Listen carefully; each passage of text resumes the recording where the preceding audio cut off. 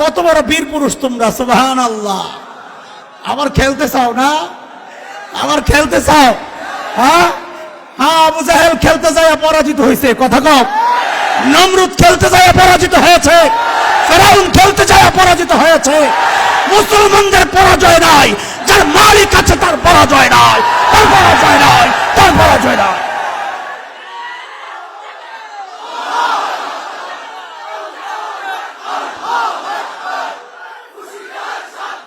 কোরআনের কথা কইলে যদি কারো কষ্ট লাগে আমি বলি মাথা খারাপ।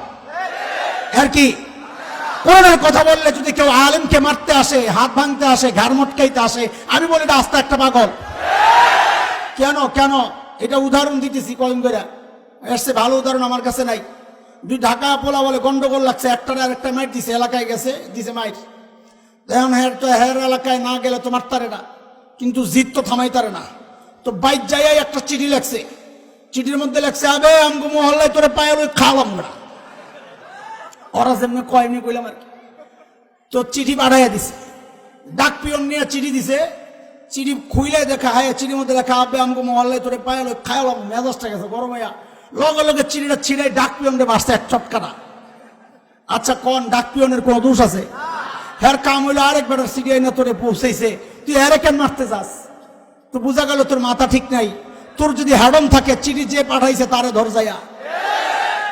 যে আলেমরা কোরআনের কথা বললে কেউ তাকে মারতে আসে, বলি তুই আস্তে একটা পাগল, আমি তো ডাক পিয়ন, চিঠি তো আল্লাহর। আলেমরা তো ডাক পিয়ন, চিঠি কার? তোর যদি কিছু করার হেডম থাকে যায় আল্লাহরে ধর। ল্যাংরা মশা রেডি আছে, চাপড়া খুলে লাগবে তোরে মারার জন্য। আবার ট্যাঙ্ক কামান লাগে রে, এক করোনা দিয়েই তো দেখছি কই কই যায় পালাস তোরা। মাস্ক 3টা করে পরস, গ্লাভস, হাত হ্যান্ড গ্লাভস, মাথায় টুপি। বউরে পর্দা করাইতে বললাম করাইলি না, মেয়েরে পর্দা করাইতে বললাম করাইলি না। এখন ডরাইয়া নিজেই বোরকা পরা শুরু করছে, তাও কাপড়ের বোরকা না প্লাস্টিকের বোরকা। আরে কথা কও ঠিক কিনা? দেখছি তুমি হেডব, কত বড় বীর পুরুষ তোমরা, সুবহানাল্লাহ। আবার খেলতে চাও না? আবার খেলতে চাও? হ্যাঁ হ্যাঁ, আবু জাহেল খেলতে যায় পরাজিত হয়েছে, কথা কও। নমরুদ খেলতে যায় পরাজিত হয়েছে, ফেরাউন খেলতে যায় পরাজিত হয়েছে। মুসলমানদের পরাজয় নাই, যার মালিক আছে তার পরাজয় নাই, তার পরাজয় নাই, তার পরাজয় নাই।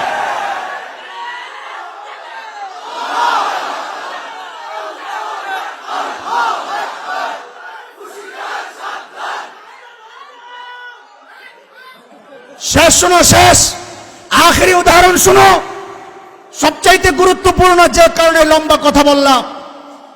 আল্লাহর হাবিব বলেছেন কাসসুস শারিব ওয়া ফুল্লুহাক। এ পুরুষ, আল্লাহ বলেন কাসসুস শারিব ওয়া ফুল্লুহাক, মুসকাত, দাড়ি রাখ। কার কথা? কার কথা? শয়তান কয় সৃষ্টির পরিবর্তন করা আমার চ্যালেঞ্জ, সৃষ্টির পরিবর্তন করা আমার চ্যালেঞ্জ। তো কি করছে? দাড়িগুলারে কাইটা আমার মুখটারে বেডির মতো বানাইয়া দিস। কথা কও, কথা কও। বলে এটা কেমনে কইলেন? শোন একটা উদাহরণ দিই তাইলে বুঝবি। এক পিচ্চি কানতেছে, এই বড় দাড়িওয়ালা এক হুজুর গেছে কোল লইতে, পিচ্চি দিছে আরো জোরে চিৎকার। পাশে এক লোক ছিল, হুজুর দেখতারে না, তো আস্তে করে মারিয়ে দিছে। হুজুর দেখলেন তো পিচ্চিরাও জঙ্গি করে ভয় পায়। তো হুজুর তো আর বোকা না, সরল সোজা। তো যেই না এই কথা কইছে, হুজুর আস্তে করে মাইরা দিছে। কয় আসলে ও আবার যখন কোল লইছে পিচ্চির কান্না থামিয়া গেছে। কয় দেখছেন আমার কাছে আইসা কান্না থামিয়া গেল। আরে তোমার কাছে কান্না থামছে কারণ তোমার আম্মা মনে করছে।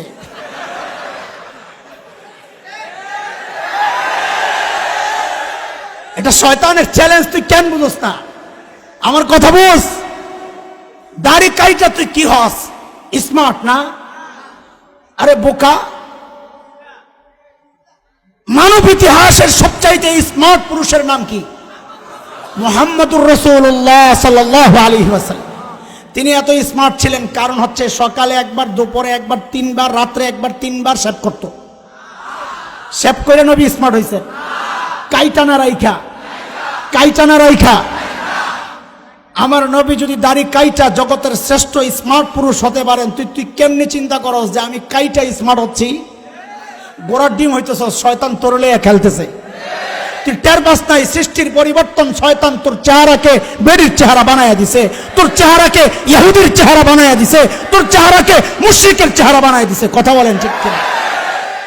আমার নবী কত সুন্দর ছিলেন গত বছর শোনাইছিলাম, গত বছর এক বয়ানে বলেছি এই জায়গায় বসাই, আমার নবী কত সুন্দর ছিলেন, দাড়ি কাইটা না রাইঠা। কি হযরত হাসান ইবনে সাবিত নবীর চেহারার দিকে তাকায়া তাকায়া কি সুন্দর কবিতা লিখেছেন, ওয়া আহসানু মিনকা লাম তারা কাত্তু আইনি ওয়া আজমালু মিনকা লাম তালিদিন নিসা খুলিকতা মুবাররাআম মিন কুল্লি আইবিন কাআন্নাকা ক্বাদ খুলিকতা কামা তাশা।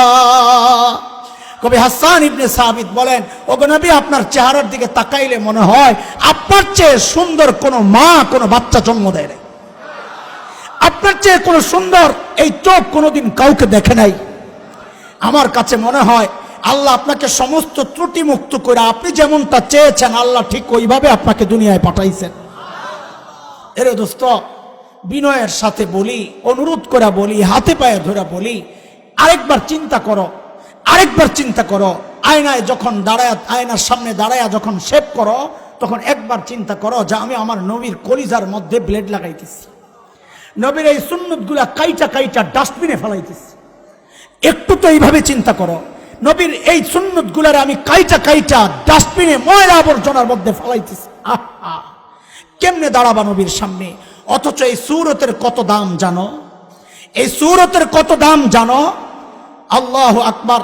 খাজা আজিজুল হাসান মজজুব রহমতুল্লাহ আলাইহি, হাকিমুল উম্মতের বড় খলিফা, খাজাকে লোকেরা জিজ্ঞেস করেছে, হযরত আল্লাহর সামনে দাঁড়ায় আপনি কোন আমল পেশ করবেন? এদের ইচ্ছা হইল কোন আমলটা পেশ করে দেখবে, তাইলে তারা ওই আমলটা করবে, নিশ্চয়ই আমলটা অনেক দামি আমল। তো বড়রা তো আর আমাদের মতো না, আমরা কাজ করি অল্প, তাও ভেজাল, আর মনে করি অনেক কিছু করছি। বড়রা আমল করতেন অনেক, ভাবতেন আমি তো কিচ্ছুই করি নাই। খাজা আজিজুল হাসান মজজুব বলেন, আরে মালিকের সামনে পেশ করার মতো আমার কিচ্ছু নাই পুঁজি, তবে হ্যাঁ আমি একটা কাজ করব মনে মনে ভাবছি। বলে কি কাজ করবেন? বলে আমি আমার দাড়িগুলাকে এইভাবে ধইরা আল্লাহর সামনে পেশ করব, আমি আমার দাড়িগুলাকে এইভাবে আল্লাহর সামনে পেশ করব, আল্লাহর সামনে দাড়িগুলো এইভাবে পেশ করে বলবো, তেরে মাহবুব কে আরব शबाहत लेकर आया हूँ, हकीकत तो इसको कर दे मैं सूरत लेकर आया हूँ। খাজা আজিজুল হাসান মজজুব বলেন, আমি আমার দাড়িগুলাকে মালিকের সামনে এমনি ধরবো, ধইরা কি বলবো, তেরে মাহবুব কে আরব शबाहत लेकर आया हूँ, हकीकत तो इसको कर दे मैं सूरत लेकर आया हूँ। ওগো মালিক, আমার কোনো আমল নাই, হ্যাঁ তোমার হাবিবের সুরতটা ধইরা তোমার কাছে আসছে। আমি জানি তোমার হাবিবেরটা আসল, আমারটা নকল, কিন্তু আমি চাই তোমার কাছে আমার চাওয়া, ও মালিক তুমি আমারটাকে আসল হিসাবে কবুল করে নাও। এর দোস্ত, শেষ কথা, এই সূরতের কত দাম তুমি জানো? এই সূরতের কত দাম? তো ছোট্ট একটা উদাহরণ দিয়ে আমি শেষ করছি। এক মায়ের কাছে মৃত সন্তানের ছবি, মা ছবিটাকে গালে লাগায়, ঠোঁটে লাগায়, চুমু খায়, আহারে আমার কলিজার ধনের ছবি।